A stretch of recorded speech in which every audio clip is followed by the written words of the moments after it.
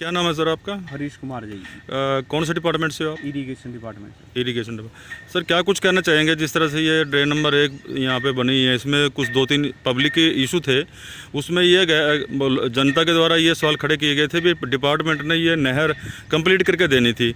तो हमने जैसे इसमें सर्वे किया था, हमारी टीम आई थी, तो हमने ये सर्वे किया, इसमें 2-3 पैच लंबे लंबे छुटे हुए हैं। क्या कुछ कहना आपका? ये पैच ऐसा था जी, जो पूरा एस्टीमेट था इसका, जैसे कि 12 करोड़ के करीब का एस्टीमेट था इसमें जी। 12 करोड़ में ये हमें सारी ही पक्की करके देनी थी और ऊपर के बैंकमेंट बना के देने थे। तो उससे जो क्या हुआ कि फंडिंग हमारे को 10 करोड़ की अवेलेबल हुई B&R से।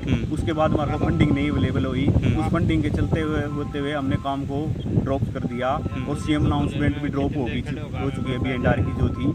तो इस वजह से ये जो काम बीच में अधूरा रह गया है, ये बीच में रोकना पड़ा, स्टॉप करना पड़ा फंडिंग की वजह से। और जितना हमने काम कॉन्ट्रैक्टर ने काम किया है जितनी लेंथ में, उतनी ही लेंथ की हमने इसको पेमेंट की है, उतने के वर्क। कल को अगर फंडिंग अलॉट हो जाती है तो क्या ये चीज़ें पूरी की जाएंगी? हाँ जी, जैसे CM अनाउंसमेंट दोबारा अलाउड होती है तो ये वर्क फंडिंग जैसे आएगी उसको पूरा करा दिया जाएगा। 12 करोड़ में ये सारा कंप्लीट करना था, 9 करोड़ की फंडिंग, 10 करोड़ की आपने बताया, 10 करोड़ की 10 करोड़ की अवेलेबल हुई है। जैसे कि 9:25 की हमारा के करीब ये काम फाइनल हो गया। फाइनल हो गया 9:25 में आपने उनकी पेमेंट कर दी है। हाँ जी। तो जो पेंडिंग 12 करोड़ के और 9.25 करोड़ के बीच का जो पैसा है, हाँ जी। क्या इसी पैसे में इसको कंप्लीट किया जाएगा बाद में अगर कोई सैंक्शन आती है तो?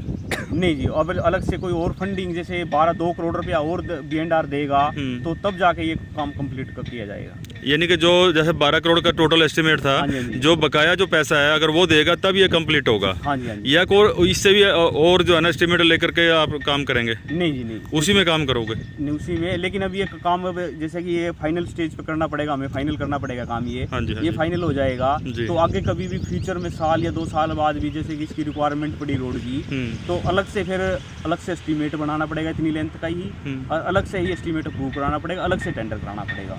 आपके SDO एक्शन कौन है? SDO सरबजीत सिंह और एक्शन का क्या नाम? एक्शन सुरेश कुमार सैनी। सुरेश कुमार सैनी। आपने इसका जो एस्टिमेट था यानी कि ये फाइनल करके देनी थी, कौन से टाइम था इसमें, महीना, साल, ये यानी कि? ये 31/12 थी जी, पीछे की ये जो 31/12/2022 के समय में। 23 जनवरी। 31/12 तो 22 का आ गया ना, क्योंकि 23 में तो 31 में गई है पीछे 31 मई। हाँ जी, हाँ जी। अच्छा 31 मई। नहीं जनवरी 31/12/23 तक हमारी अप्रूवल आई थी। अच्छा। तो आगे का ये काम पेंडिंग है, जब सैंक्शन आएगी क्या आप इसको सैंक्शन भेजेंगे? जैसे ये घाटियाँ कच्चे छोड़े गए हैं। नहीं, अभी तो कोई सैंक्शन, जैसे कि रिक्वायरमेंट आएगी, रिक्वायरमेंट के ऊपर भेजा जाएगा ये। ठीक है। कोई जैसे पब्लिक की रिक्वायरमेंट आती है जी। तो हम सैंक्शन के लिए आगे भेज देंगे। इसमें ठेकेदार का जो कॉन्ट्रैक्ट है, मेंटेनेंस का, फूटने का, कब तक का है, या इसने ये फाइनल करके दे दिया? 1 साल तक था उसका जी, जब तक फाइनल होने की डेट के बाद।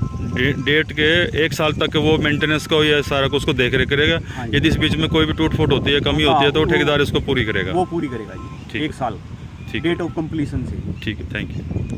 आपको बता दें कि ये जो बैच है आप देख रहे हैं, ये जो पैच आप देख रहे हैं, ये टुकड़ा आप जो देख रहे हैं, इस टुकड़े को लेकर के इस तरह के 3 टुकड़े यहाँ पे बताए गए हैं। और सामने बरसत रोड है, इस साइड में ये ड्रेन है, ड्रेन नंबर 1 है, और उधर मेन हाईवे वाला पुल है। इस पुल से लेकर के और बरसत पुल तक, यानी सामने जो दृश्य में आप देख रहे हैं, ये जो आकृति में दिख रहा है बहुत लंबे से, वहाँ पे ये 3 बड़े जो टुकड़े हैं, इसके बीच में छोटे छोटे टुकड़े और भी हैं। लेकिन ये जो टुकड़े गए थे, इसके ऊपर जनता के कहने पे ये सवाल उठाए गए थे और हमने आकर के यहाँ पे कवरेज की थी।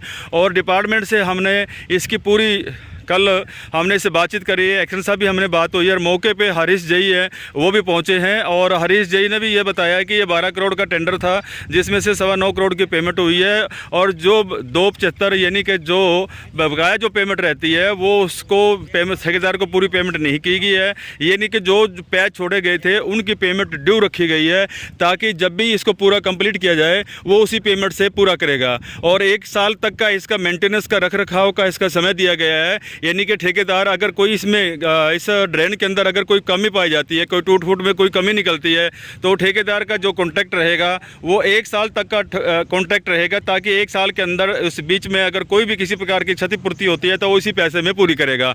और ये सिंचाई विभाग जो पानीपत का है, ये उसका क्षेत्र है। इसके अंदर आपको बता दें कि सिंचाई विभाग के अंदर ये जो ड्रेन बनाई गई है, ये वैसे तो फ्लड के लिए है, लेकिन मैं दोबारा से फिर मैं जे साहब से क्लियर करना चाहूँगा, क्योंकि लोगों का मानना है कि ये जो ड्रेन है ये ये फैक्ट्री इंडस्ट्री के गंदे पानी के लिए, केमिकल के पानी के लिए ये तैयार की गई है, लेकिन उसके भी हम क्लियर कर लेते हैं। सर ये जो ड्रेन बनाई गई है ये किस पर्पज़ के लिए बनाई गई? क्या ये फ्लड वाटर के लिए बनाई गई है या किस तरह से कहेंगे आप? सुबह से फ्लडेड वाटर के लिए है जी। पीछे से इसमें हाँ। इंद्री तक का पानी आता है इसमें, यहाँ इसमें जी। और मुनक हेड पे जैसे हमारे पास एक्सेस वाटर हो जाता है, ये मुनक स्केप बोलते हैं हम इसको। जैसे हेड पे पानी ज्यादा हो गया तो जरूरत नहीं है रिक्वायरमेंट, तो हम इसमें छोड़ देते हैं फालतू पानी जी। वो तो इसके थ्रू वाया जमुना में जाके डलता है। इसके अंदर जो फैक्ट्री इंडस्ट्री है, कोई ब्लीच हाउस है, कोई डाइंग हाउस है, वो पानी छोड़ रहे हैं, क्या यह गलत है या सही है? ये गलत है। ये नहीं छोड़ सकते, ये इसमें अलाउड नहीं है छोड़ना। इसमें अलाउड नहीं है। क्या इसमें जो जिम्मेवार रहेगा तो प्रदूषण कंट्रोल बोर्ड रहेगा? ये पोल्यूशन बोर्ड ही है, उनके हाथ में ही है पावर जो भी है जी, उनको कंट्रोल करने की, पानी ना डालें।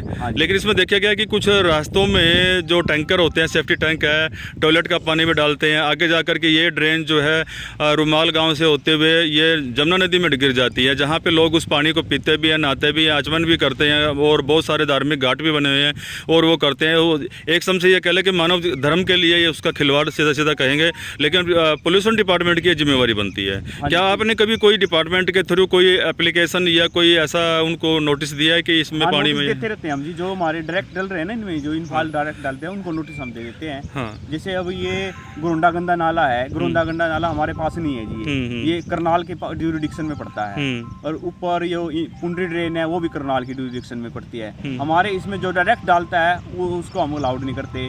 इससे ऊपर बरसत रोड से ऊपर ट्रीटमेंट प्लांट, ये जो अपना हुड्डा का ट्रीटमेंट प्लांट है, इसका पानी डला हुआ, इसकी बाकायदा इन्होंने परमिशन ले रखी है और बाकायदा ट्रीट करके पानी इसमें डालते हैं। लेकिन जो ब्लीच हाउस के जो पाइप है इसमें सीधे उन्होंने डाल रहे हैं, वो गलत है या सही है? वो गलत है, गलत, इलीगल है। हाँ, तो क्या डिपार्टमेंट ने कभी उनको नोटिस दिया है? हाँ, जैसे मेरी रीच है यहाँ तक, ये 83 तक है, इसमें ऐसा कोई पाइप नहीं है जो ब्लीच हाउस का है। ब्लीच हाउस का नॉलेज में आता है तो तुरंत उसको रिमूव करा देते हैं, पड़वा देते हैं। हमारे से कोई परमिशन लेके इस पे पाइप नहीं लग सकता, कोई सेफ्टी टैंक इसमें पानी नहीं गिर सकता। टैंक की भी कोई टैंकर ये बेलदार जैसे हमारे मॉनिटर करते रहते हैं, जैसे भी कोई भी आता है तो उसको पकड़ भी लेते हैं। कई बार जैसे धमकाया, डराया या पुलिस की हेल्प लेते हैं जी। Thank you sir. ठीक।